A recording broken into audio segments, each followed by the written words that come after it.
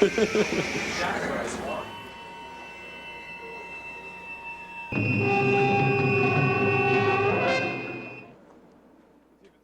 I'm Robert Kurtzman. I'm going to call Bill Sturgeon. They didn't come out so good. Hi, I'm Howard Berger. Greg Nicotero. 358, take one. And Cassie, hands up. Start. And action. We all worked under Mark Sjostrom, who was the key on the show. It was his project. And it was kind of the first time all three of us, we had worked together separately, Howard and Greg on Day of the Dead, and me and Howard had worked on a bunch of movies at Charlie Band's on Empire Pictures. Very frightening, very scary. Don't be alarmed, because you see, it's only a picture. We met Sam Raimi on Evil Dead 2, working for Mark Sjostrom. One day, this strange little guy came in with crazy hair, and he had bed head, scratch his head. Yeah, buddy. And came in with Rob Tappert and Bruce Campbell, and you know, Sam came in, picked stuff he liked, and added things, and you know, put the witchy pooch in on the Bruce monster thing, and. We just cut up our girlfriend with a chainsaw. Does that sound fine? Horrible. It wasn't until we got to location that we actually started a friendship with those guys. Hey, what are you doing here? Hey, why are you? You know, we were there on nights shooting in the forest. We were on that terrible set, you know, that was 300 degrees on 4th of July, puppeteering underneath the stage, books and deer heads. Remember that? First of all, in order for me to get to you, I gotta stay low. no, but you can't hold me back, because then I have to push to get to you. Then I have to push to get to your head, so you have to allow me to get on your head. Okay? Let him get on you. You know what I mean? When we worked on Evil Dead 2, once again, Mark Sjostrom was the boss in charge, and it was the three of us, Aaron Sims, Shannon Shea, and Mike Tursick. And that was the crew that built everything for Evil Dead. My first day of work was right around March 9th or March 10th of 1985. We prepped at Mark Sjostrom's studio in South Pasadena from March, April, and then May 10th or so, we shipped everything out from Pasadena to Wadesboro, North Carolina. This is it, guys. Evil Dead prep is over. And then we shot like May 20th through August. Yeah, we were there 3 months. Here we are, ladies and gentlemen. Welcome to North Carolina. We have returned. The whole production was set up out of an old junior high school called Faison J.R. Junior. Faison High School. Yeah. That's right, J.R. Faison. And they basically built the sets on their gymnasium. This is the evil hand grabbing Drake's face, and it's very obscure. When we did Evil Dead 2, Sam drew his own storyboards. It was very interesting because we would be on set and we would say, now how is this shot supposed to work? He's like, well, didn't you look at my storyboards? I said, yeah. So I've recreated one of Sam's storyboards. This is That's actually, you did a better job. This is the possession of, this is the evil hand becoming possessed. You can see there's the clock in the background and the doorway, and that's the hand being possessed. And of course, this is Bruce Campbell. Right. I didn't draw his chin on that. But you got the furrowed brow, which means he's evil too. But so of course, and literally, sorry Sam, these were the storyboards we had on Evil Dead 2, and they were hilarious. And he would say, "Didn't you see my boards?" And we were like, "Oh yeah, well the hand it's evil because it's enlarged." And Ready. And roll, please. 1 onion and an apple. Take one. And begin the bladderation and start the turn it a little faster, a little faster, a little faster, a little faster, and that's it. one of the things too that we learned about Sam's going through production was his love for slapstick. He's a big Three Stooges fan.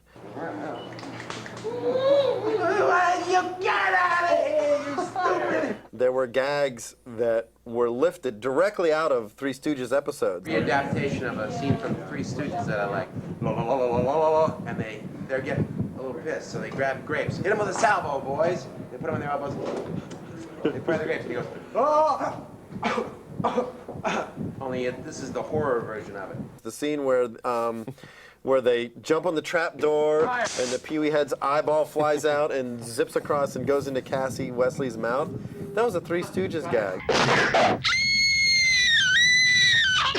His sort of sense of humor played out as we got to know him. One of the funnier things was when we got to location, they had written a new scene, and the new scene involved Ash going into the work shed with Linda's severed head, and he puts the head in a vise and he tightens the head, and then through the doorway bursts open and Linda's severed torso comes in with a chainsaw over its head.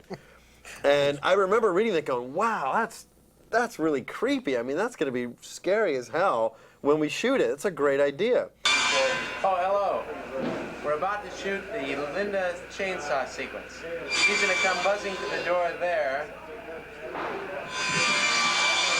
And then she'll come back to a point over here. Wait, where'd he go? Down there. Just a little film joke. Then when it came time to actually shoot it, It was real high tech. I realized that, you know, Sam's like, all right, bring the Muppet in. We're gonna this, and we literally attached a plastic chainsaw to the top of the torso that Mike Tursick had sculpted. Somebody was up above. I was He was on I a was on the skateboard. skateboard, Oh, like you were on on my the back. skateboard down below, and I think was I above or somebody? One of us was Yeah. above with monofilament, holding the chainsaw up.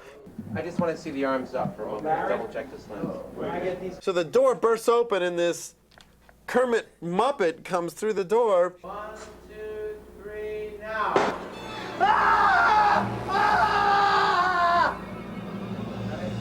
I just sat there and I went, well, this isn't really as scary as I had imagined. But then again, Sam wasn't really going for, all-out scares. Spin the dummy, spin it.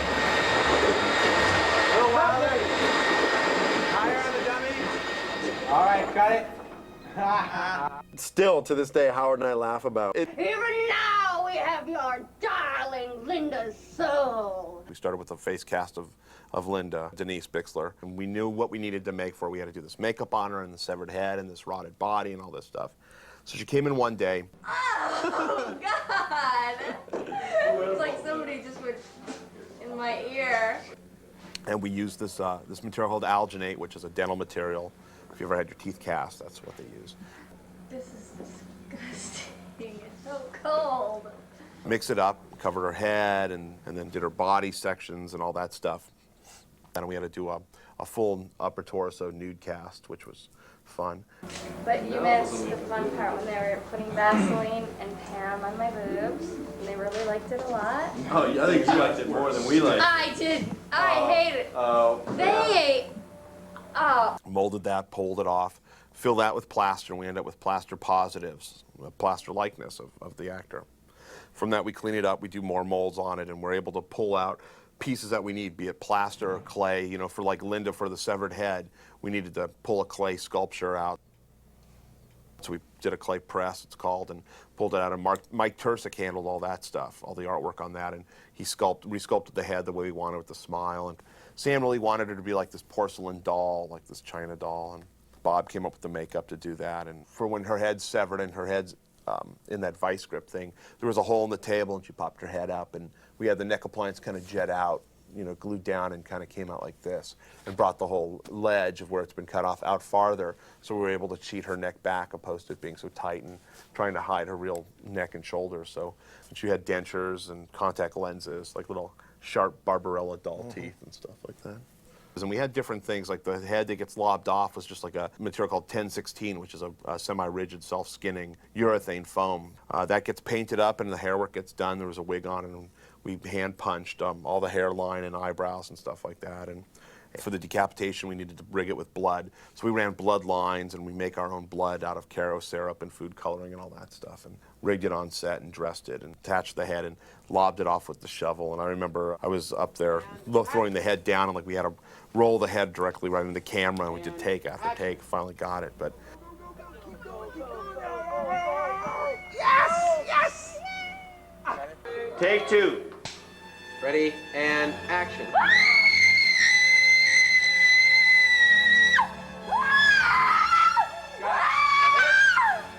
Okay, now we were getting some good stuff. Great. One thing we were always aware of, was red blood is bad. Anytime any of our characters were killed, there was black blood, there was green blood, there was dark red blood, there was yellow blood. But at that time, the consensus was red blood would be bad for the ratings board. And the ratings board isn't going to want red blood, so let's come up with different colors. So even when Bruce chops his hand off, and we don't see the actual chainsaw coming in and making contact, but we pan away and we sprayed a little blood up onto his face. But all of that stuff was done with the intention to make it a little cartoony for the ratings board, as well as that was, you know, where Sam was going with it. All right, we got it. Anytime I would have the camera on Bruce and Sam, or Bruce and Rob or somebody, they'd be talking, they'd just stop and go, hello. What we're prepared to do here is a very scary scene. You know, we're about to shoot a very dangerous scene, Greg. So, watch out. And they would always go, we're going to hook a cable right up to Bruce Campbell's chest right here and pull him through the car. We're about to shoot a very dangerous stunt with Bruce Campbell. We've attached a line to his throat. Yes, I will be lying on my stomach. He's usually lying. Yes, and they're going to be hooking up through my skin. I've got to go now, Sam. They're going to hook me up. Good luck to you, Bruce. Thanks, Good luck. Sam. We know this is very dangerous. I hope you can survive this. Thank you. They built basically a box with that protected the camera on a pole, and they would ram it through the car windshield, you know, and it would go through the back of the car and out the front of the car and over the hood. So it was the Ramo cams. Sam just loves to torture Bruce. 5, 6, 7, 8, 9, 10, 11, 12, 13, 14, 15, 16, 17, 18, 19, 20, 21, 22, 23, 24. And kill your fall.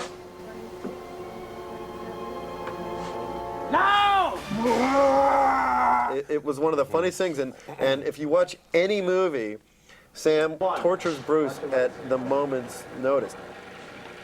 Okay, now attack Bruce wildly. And beat him once. And go for it again. Higher. In a lot of the video that I shot on set, you can see the rapport between the two. They're always hamming it up. They're always having a good time. But the shot where Bruce is being propelled through the trees on the Samo cam, which was called, where it rotated him around. Sam was the first one there with branches to smash Bruce with the branches, just to torment him, because that was his nature. He had a slapstick side to him, but he was very mischievous, and he was sort of like the kid in the candy store. Why you? But I think the person that was tortured more than Bruce was Teddy.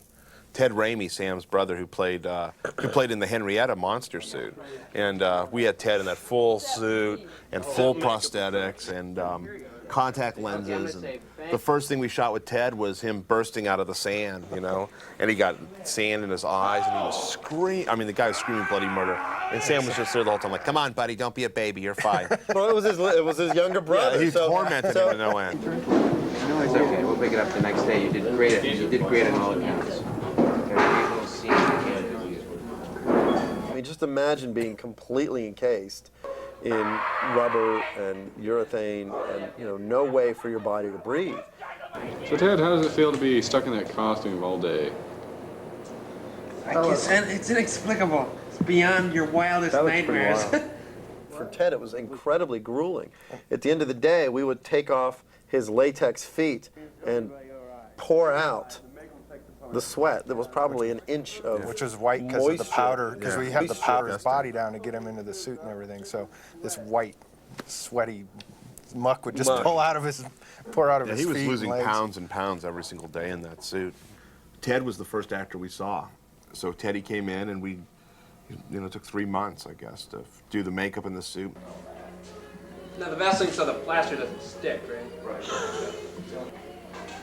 We had a fiberglass body of Ted Raimi that we first brought him in, and as you can see in the video, a full body cast of him. Funny thing about being in plaster, and that is We did a polyfoam outer skin, which now we use foam latex, but at the time we didn't have an oven big enough to bake a full body cast in. So we did fiberglass molds on Henrietta and then did a polyurethane foam skin.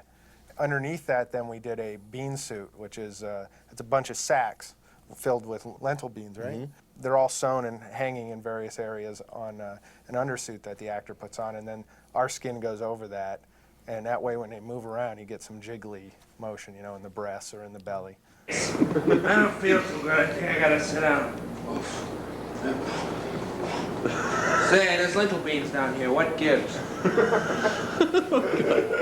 Get your hands off me. Fresh.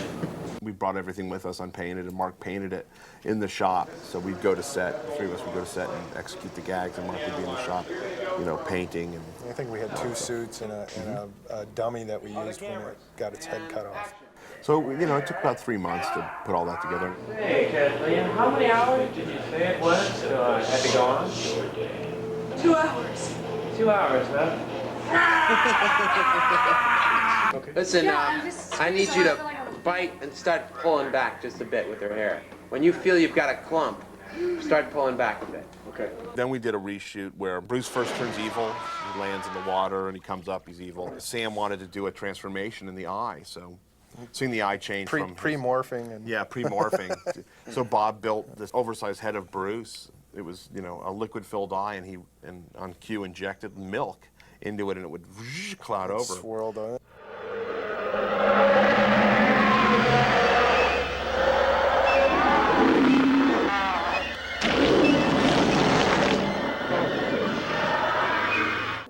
And action. Eyes. I was the contact lens technician on set. They would have to rehearse all the scenes without their lenses in so they could see where they had to go. Then they would go, okay, we're ready to shoot. And I would run in, put all their contacts in, and then they would do the scenes. But what people don't realize is their contact lenses were completely white. There was no hole for the pupil for them to see. 3. I'm free! Hold it. So they were completely blind. They would rehearse every sequence, then we'd put the lenses in, and then they would have to act. So a lot of times when you see them sort of jerking and walking, and they're not sure, if they look like they don't know where they're walking, they didn't know where they were walking Especially because they were Evil Ed. completely blind. Yeah. Especially the shot with Danny Hicks where Bruce pops up behind him and has to grab him in the face. You can see Bruce come, and he's sort of feeling for where the actor's face is because they were completely blind. And the scene where Bruce is breaking the dishes on his head, that was one of the first sequences that we shot. Bruce did all his own stunts. Especially when he grabs the back of his head favorite. and flips himself in the kitchen after he does the whole dish breaking on his head. Yeah, that was amazing. Bruce is the king of that, flipping himself over. You know, he's the king of that and the king of acting in reverse. So Yep. he's the only guy that can do acting in reverse just right. It's perfect.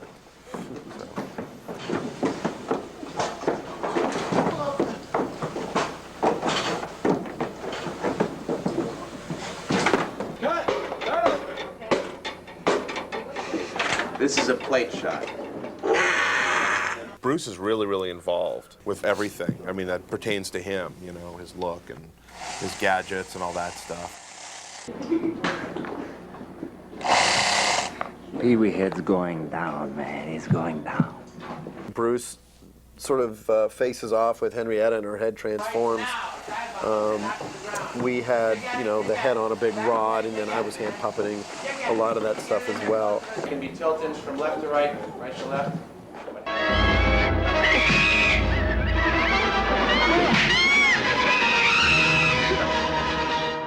One time we cut a hole in the floor, and I had my hand through the bottom of the floor. It was this shot where they lower the bucket, which says farewell to arms, they lower the bucket over the hand. And my hand was there, and Don't be afraid of hurting him. He likes it. boy, oh boy, Bruce tormented me because he knew it was me, kept stepping on my fingers. And when you're like this for 45 minutes, all the blood rushes out of your hand and you're numb. those And I'm fingers. like, okay, this is great, we should shoot this now. And every time Bruce would get, can you feel that? Grind And it. I'd just step on my fingers constantly. We were cutting holes in the floors all the time. The scene where the evil hand is running around. There were so many camera tricks and so many set pieces. You know, they built a piece of the floor that one edge was about 2 inches higher than the other. So when the camera would shoot across it, you wouldn't actually see that there was a hole in the floor. And we had actors with stump appliances running their hand along the floor. More spider leg, more thumb action. Lower on the wrist.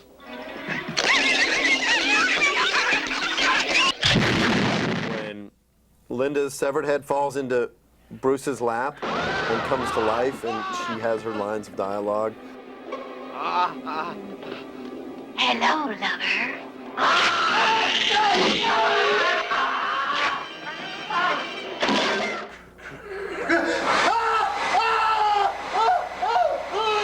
We had to work with not only the director of photography, but also the art department. What we ended up doing was we dropped a fake head of the actress into his lap. Then when we cut over Bruce's shoulders, Bruce was actually on his knees, and we had built a phony rocking chair and a phony pair of legs with the pants on it so that the actress could put her head up through a hole in the pants so that it looked like her head was sitting in his lap. But in reality, they were both on their knees, and Bruce was slightly elevated. So at that point, it looked like her head was alive in his lap. So in that instance, you have to deal with the art department, you have to deal with the wardrobe, then you have to deal with your director of photography to make sure that there aren't any areas, oh wait, we can see her leg there, or we can see her hand there. And most of the time, that's really the way it works.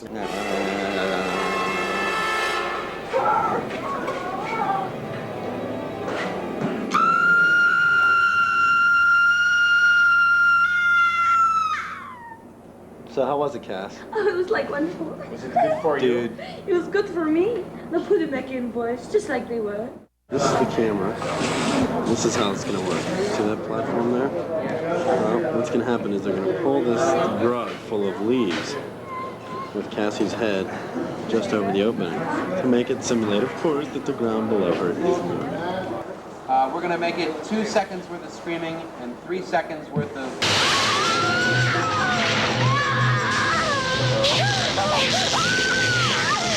Roll, please. Keep clear of the carpet.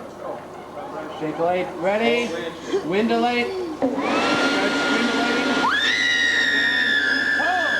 1, 2, 3, 4, 5, 6. Okay, someone hold their head up. We'll pull the carpet back. Bernhard, who did all of the physical effects, you know, all the bloods, all the spraying bile out of the holes in the walls and the creaking doors and that kind of stuff. A lot of it was making gelatin heads so when Bruce shoots the head at the end of the movie. We shot that at like 500 frames a second, and we blew that thing up. It was a big gelatin head. I'll swallow your soul. I'll swallow your soul. Swallow this. Sam likes to come up with a lot of stuff on the set, you know, improv a lot of things, and so we always had to be ready for that, you know, and we kind of knew that if we had the duct tape, super glue, and monofilament, we could pretty much pull off anything Sam wanted, you know. If you're in the shed where Linda's severed head is put in the vise, right above the door is a Freddy Krueger claw that Sam threw in there. There's a little homage to Wes Craven.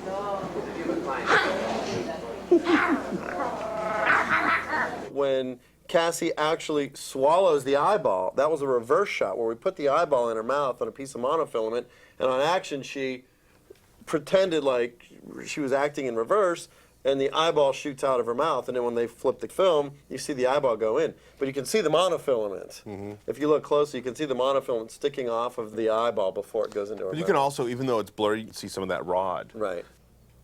My favorite thing is when Bruce is being chased by the evil force of the house. It starts outside and then, you know, bang, and Sam puts a black frame in and we go inside the cabin, which was a set. If you look up top, there's no roof to the cabin, but there's all the struts and extension cords and lights and all that stuff because they framed up a little too high. I think you even see somebody standing up Yeah, there, there's somebody manned by standing the there. light. Yeah, so if you look up for that scene, it's the first time Bruce is being chased through the house. Ted Raimi is spinning around on the wires, grabbing, forget what, Sarah Barry's hair, you know, and they say, Henrietta, doing the whole routine. As he's spinning around, if you look at his ass, it's just a giant tear in the suit running. You can see his whole ass and underwear through it, but it's spinning, but you can... And action take. I'll grind your bones to paste. You just catch it for a second, but it's there. There's a sequence where Bruce grabs an axe, and he has hacked the character to pieces. And what we did was we built a fiberglass jointed body that we were underneath the set operating. So on action, we had a jointed body that you guys were down there shaking the body so that the body's convulsing. We had somebody with their hand through a hole in the floor. We had another person with their leg through a hole in the floor. We had fake legs. And originally what had happened was once he initially chops off the top of Evil Ed's head, the body gets back up and starts running around and chasing the characters with a big giant slash across the top of the forehead. And so we made this little tiny brain, and we made these weird like cobweb things that were in there. And unfortunately, that scene doesn't. I don't even think there's any footage left, because Sam had asked me one time if I still had that, because that's one of those sort of lost scenes. The only place it exists is on the video that I shot on set.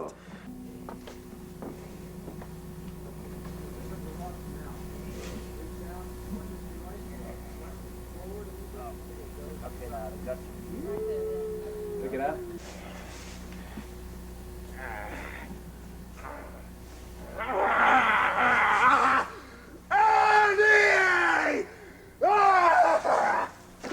Take 2. Ready, and action.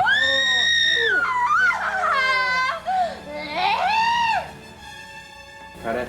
Bill Paxton told me a story on Simple Plan that James Cameron woke him up one day and like honked the horn in front of his house and said, "Come on, we're going to the movies." And he's like, "Oh, what are we doing? What are we going to see? You got to see this movie, Evil Dead 2." And him and James Cameron went out to see it. And that's where his introduction to Sam Raimi was for Bill, was Cameron dragging him out to see that. We work with Robert Rodriguez all the time, and when Robert found out that we had done Evil Dead 2, he was like, I didn't know you did Evil Dead 2. He said, yeah, look, as a matter of fact, here's all the video that I shot on set. So we spent one night watching all of it, all 6 hours. He came over to my house and he's like, oh, I want to see more, I want to see more. High Fidelity, that's out with John Cusack, they have a whole banter back and forth about Evil Dead 2 being the greatest movie ever made. Aside from knowing Sam's lingo, a lot of other directors will reference Evil Dead 2 in the same way. Frank Darabont kept saying, no, it's got to be, like a sort of like a brow piece, and maybe this sort of like kind of weird eyes, and sort of, like Evil Dead 2. And he looked at us, and I said, oh, so you want a horror hag? Because Sam's script sense would say heinous horror hag, #1 or #2. And he said, yeah, exactly, I want a heinous horror hag as a test. So it was just kind of funny that even in that respect, on the Green Mile, we have a director who's referencing Evil Dead 2 in terms of a specific look. Oh man, that's very cool. More horrifying. It was like being at summer camp, being on vacation on this film, and we didn't really get sick of it because we were having so much fun. God, what are you doing? We all made, I think like $300 or $400 a week. But those were the days we were doing it because we loved what we were doing. We were there to have a great time, which we did, and do all the effect stuff and all that, and it was one of the more memorable shows, I think, for us, for the three of us. It was a blast, and it'll never be that way again. Chassis, cheat with Rick a little bit this way, actually. Okay, good. Ready, and action.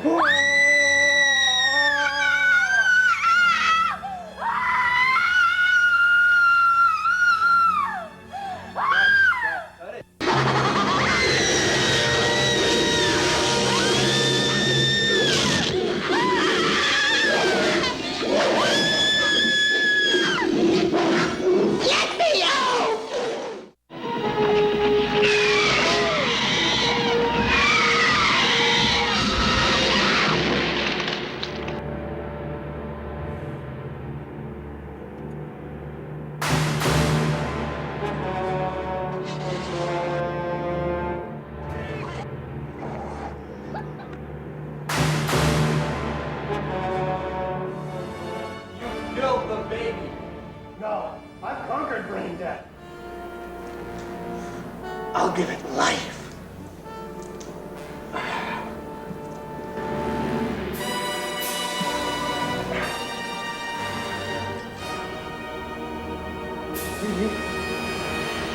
Five seconds.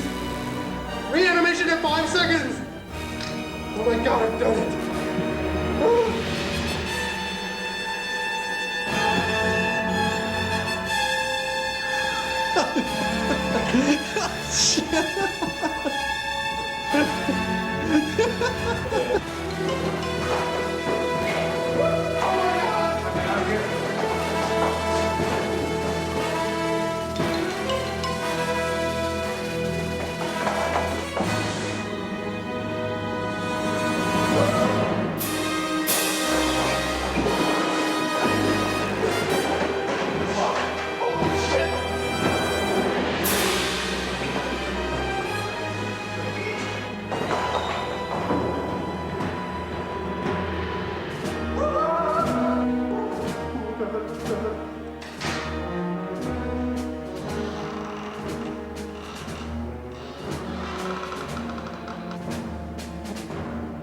Ah!